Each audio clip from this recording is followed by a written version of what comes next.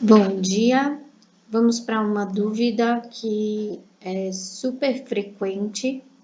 Muitos alunos me perguntam sobre isso e pedem que seja revisado, que a gente veja de novo, que é como funciona o programa, o comando Scala no SketchUp. Aqui eu uso o SketchUp 2019, tá? E eu uso o conjunto grande de ferramentas à esquerda, onde eu vou pegar o comando Scala, tá? Ele também pode ser a letra S do seu teclado, tá? Então, primeiro, a escala, assim que a gente associa, né? Eu sempre faço um grupo daquilo que eu quero deixar de outro tamanho. E quando você utiliza esses grips centrais do centro das faces, é como se você estivesse esticando o seu objeto em escala. Então, eu clico com o botão esquerdo sobre o grip da face, do centro da face, e consigo alterar um dos eixos do meu objeto. Aqui, no caso, o eixo vermelho, eu consigo, inclusive, travar nessa medida, por exemplo, de 2 metros. Veja que aqui, quando a gente está trabalhando com escala, ele colocou 2. Então, pode passar a impressão de que eu digitei 2 metros e ele aumentou o meu cubo em 2 metros. Mas, por exemplo, agora que ele já está a 2 metros e eu digito 5 e dou Enter, ele na verdade aumenta para 10 metros. Então, o comando escala no SketchUp é um comando de proporção. Então, ele trabalha com proporção. Então, eu aumentei aquela medida de 2 metros 5 vezes, aumentando para 10 metros. Se eu quisesse que ela tivesse 5 metros no total, eu teria que fazer uma continha aqui e entender por quanto eu teria que multiplicar o 2 para que ele virasse 5.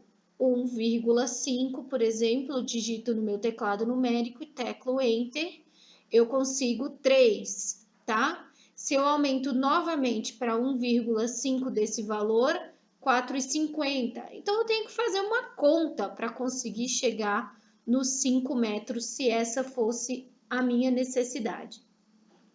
Vamos ver os outros grips e já já eu mostro uma outra forma da gente chegar nos 5 metros aí, tá? Então, vendo os grips, se eu seleciono os grips das arestas, sejam quais forem as arestas, eu estabeleço que o meu objeto está mudando em dois eixos, tá? Com a mesma proporção lá no eixo vermelho e azul, olhem aqui na ferramenta de medida, tá? Ao canto direito inferior da sua tela. Então, a gente movimenta, aqui tá travado, ó, você vê que tá travado o eixo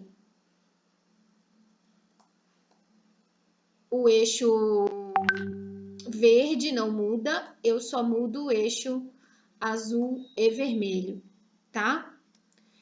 E por último, quando eu escalo completamente o objeto, né? Então, se eu quiser que todas as faces do meu cubo tenham 1,50 m, eu vou multiplicar a escala do meu cubo por 1,5, tá?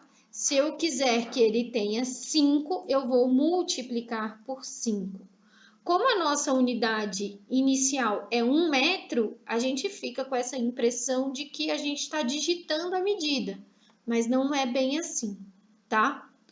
Tá bom, e se eu quisesse que depois do cubo com 1,5 m, ele tivesse 5 metros? E se eu quisesse, sem ter que ficar fazendo conta, eu vou voltar para a setinha de seleção, entrar no meu componente, selecionar a fita métrica, aqui ele fica debaixo da escala no conjunto grande de ferramentas, clicar num ponto de referência, no ponto de referência da medida que eu já tenho, 1,5 no caso, e digitar 5, que é a medida que eu quero. Eu dou Enter e ele vai me perguntar se eu quero redimensionar o grupo ou o componente ativo. Eu vou dizer que sim. E aí eu tenho os 5 metros que eu queria nesse sentido. Qual é o cuidado que nós temos que ter? Não faça isso fora do grupo. Se você fizer isso fora do grupo, você modifica todo o seu modelo. Então, tome cuidado. Por exemplo, eu quero que esse cubo volte a ter 1 metro. Eu vou clicar na medida que eu tenho, vou digitar 1 e vou dar Enter. E eu não li aqui, vamos supor que eu não li e apertei sim.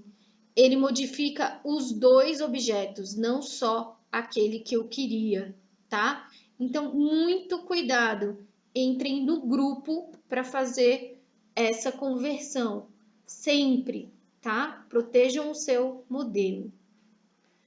Gostaram do vídeo? Deixa um like para a gente saber que vocês estão gostando, o que interessa. Comente se você quiser. Se inscreva aqui no canal e nós vamos continuar produzindo mais e mais vídeos para vocês. Obrigada e até logo!